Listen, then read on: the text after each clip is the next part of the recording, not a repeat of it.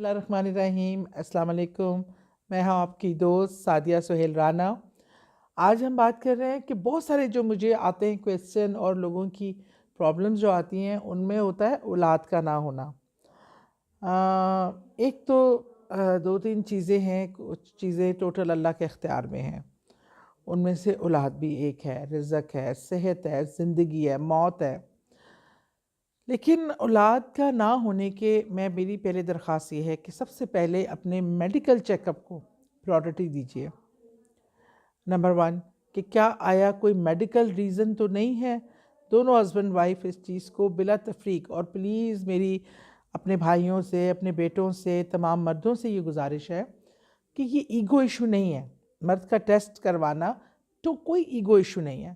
اللہ تعالیٰ نے human body بنائی ہے جس میں مرد ہے، ایک عورت ہے، اور دونوں کے میڈیکلی فٹ ہونے پر اولاد کا ہونا ہوتا ہے۔ کوئی کمی بیشی کسی ایک میں بھی ہے، اور آج کل تو تحقیق اتنی آگے چلی گئی ہے، میڈیکل اتنا آگے چلا گیا ہے کہ اگر کوئی کمی کوتاہی ہو تو اس کو ہینڈل کرنا کوئی اتنی انہونی بات نہیں ہے، اور اس کا ٹریٹبل ہے۔ تو اس لیے اس کو ایگو ایشو بنانا، انا کا یا مردانگی پر کوئی اس کو بھار سمجھنا، خدارہ اس سوچ سے نکلی ہے۔ یہ کمی پیشی کسی میں بھی ہو سکتی ہے۔ آج کل کی ڈائٹ ایشو ہے، آج کل سٹنٹنگ جنریشن ہے، آپ کو وہ باڈی اور وہ اس طرح کی جنرل ویکنسز ہیں۔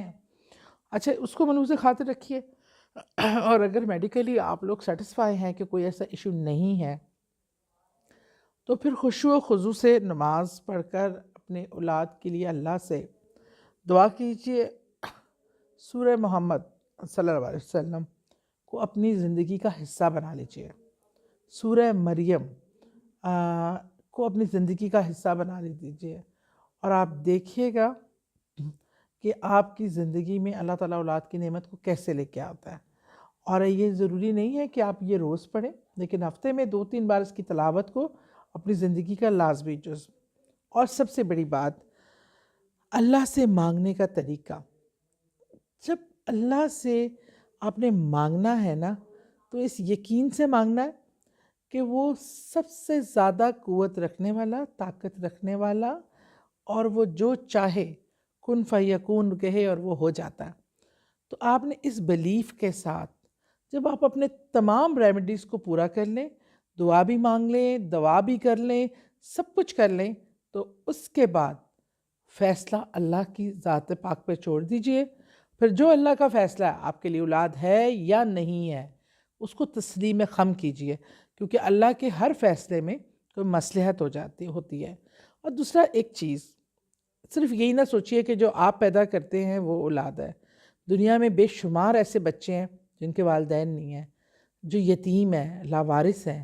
ان کے سر پہ ہاتھ رکھنا بھی اتنا ہی، اپنی اولاد سے تو ساری محبت کرتے ہیں، لیکن کسی یتیم کی ذمہ داری لے لینا، اس کی پرورش کرنا، اس کی نگہداشت کرنا، اس کو ماں اور باپ کا پیار دینا، یہ وہ عمل ہے جو اللہ کے پاس بہت ہی پسندیدہ ہے۔ اور میں نے ایسے کئی کیسز میں دیکھا ہے کہ جن لوگوں نے ایسا کیا، اللہ نے ان کو اولاد بھی دے دی، لیکن جب آپ کی اولاد ہو جائے تو اس یتیم کے ساتھ کوئی فرق نہیں کرنا، اسے ویسے ہی پیار محبت جس کا وہ حقدار ہے وہ دیں۔